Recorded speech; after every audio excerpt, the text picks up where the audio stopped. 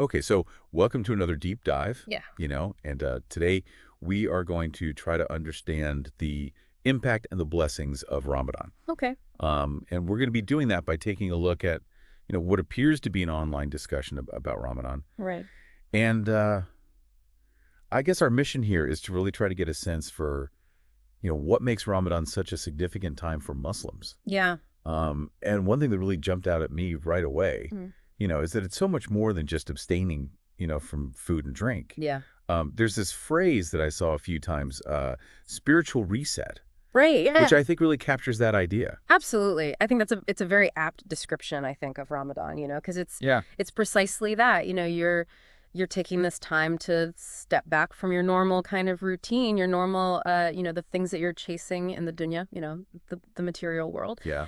And you are kind of taking stock and kind of hitting a refresh button on your spiritual life. I love that. So can you tell me a little bit more about what a spiritual reset means, like in the context of Islamic, beliefs and practices? Right. So I think Islam is very much a religion of action. It's a religion of orthopraxy. So there's a lot of different, rituals and practices that Muslims engage in on a daily basis. Yeah. So Ramadan is really a time to really double down on those, and to really try to, increasing your spirituality and your connection with God. So it's like taking those existing practices and rituals and kind of deepening them and intensifying them. Absolutely. And there's also a lot of, extra, acts of worship that are prescribed in Ramadan. Okay. So, for example, there's the Tarawih prayers, which are these Uh-huh. long night prayers that are Hmm. performed every night in Ramadan, and that's a really beautiful communal experience as well. Wow. Yeah, I saw in the source material, that they were talking about developing virtues during Ramadan, Right. specifically patience and gratitude. Yeah. And I wonder,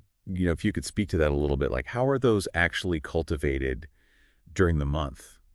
Yeah, I think, one thing that Ramadan really teaches us is patience. Hmm. Just in the simple act of abstaining from food and drink Yeah. for, 10, 12 hours a day, however long your fast might be. Yeah. That really teaches you a lot of patience, and it kind of spills over into other areas of your life as well. Right. It teaches you to be more patient with people, to be more patient with yourself, Hmm. to be more patient with difficult situations, and just kind of have a more long-term perspective, I think, on things. Right. So it's not just about, like being hungry or thirsty, it's Right. it's really about building that muscle, Yeah. of self-control. Yeah, absolutely. I think that's a great way to put it. Yeah. And then there's gratitude. Mm. And, Yes. it makes sense that that would be heightened during Ramadan. But Yeah, I think one of the most beautiful things about Ramadan is that it really makes you appreciate the blessings that you have. You go through your day, you're feeling the pangs of hunger, you're feeling the thirst, yeah. and it really makes you think about, all the people in the world who don't have access to food and water. Right. And it makes you really grateful for what you have. And then when you break your fast at sunset, Right. with a date and a sip of water or whatever it might be, Yeah. that feeling of just contentment and gratitude is Wow. really amazing. So it's almost like you're more tuned into those sensations, to those basic things that we so often take for granted. Absolutely. I'm so fascinated by this phrase, purification of the heart, Yeah. which I saw, mentioned in the discussion. Yeah, And, it sounds so profound to me. it is. Yeah, I wonder if you could unpack that concept a little bit. Yeah. So in Islam, the heart is seen as the center of the human being, Mhm. right? So it's not just the center of our emotions, but it's also the center of our intellect Hmm. and our spirituality. And so the idea of purifying the heart is essentially about, cleansing it from all of the negative traits that we might have. Okay. The greed, the envy, the anger, the hatred, all of these things that kind of pollute our hearts, Yeah. and making space for, the more positive qualities, the kindness, the compassion, the love, the sincerity. So it's almost like you're making space for those virtues to actually kind of take root and grow. Exactly. And there's a famous saying of the Prophet Muhammad, peace be upon him, Okay. where he says that, fasting is a shield. It will protect you from the fire of hell, and it will prevent you from committing sins. Mm-hmm. And so the idea is that, when you're fasting, you're essentially, putting a shield between yourself and the bad things in life. Oh, I see. So it's like a protective barrier. Yeah. Yeah. And it's so interesting to me how there's this connection between the physical act of fasting Right. and this internal transformation. Yeah. Are there other spiritual practices that Muslims engage in during Ramadan? Yeah, to kind of facilitate that purification. So, as I mentioned earlier, Islam is very much a religion of practice. Yeah. And so in Ramadan, there's a lot of emphasis on increasing our acts of worship. Okay. So, Muslims will pray more often, especially at night. Okay. There's the Taraweeh prayers, as I mentioned, but then there's also, just praying more in general, Hmm. making more supplications to God and really trying to connect with him on a deeper level. Right. So it's not just about abstaining. It's about actively, kind of replacing negative habits with more positive ones. Right. And I think that's really what Ramadan is all about. Yeah. It's about this transformation, Yeah. this inner transformation and this kind of spiritual growth. And the source material also, mentions these kind of unexpected benefits of Ramadan. Yes. Things like improved eating habits. Yeah. Even the joy of waiting for iftar. Right.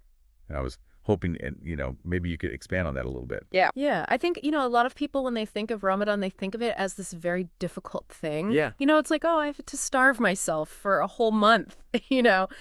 But actually, it's a very beautiful and joyful time as well, And one of the reasons for that is that, when you're fasting, you really appreciate food more. Right. When you break your fast, you really savor every bite.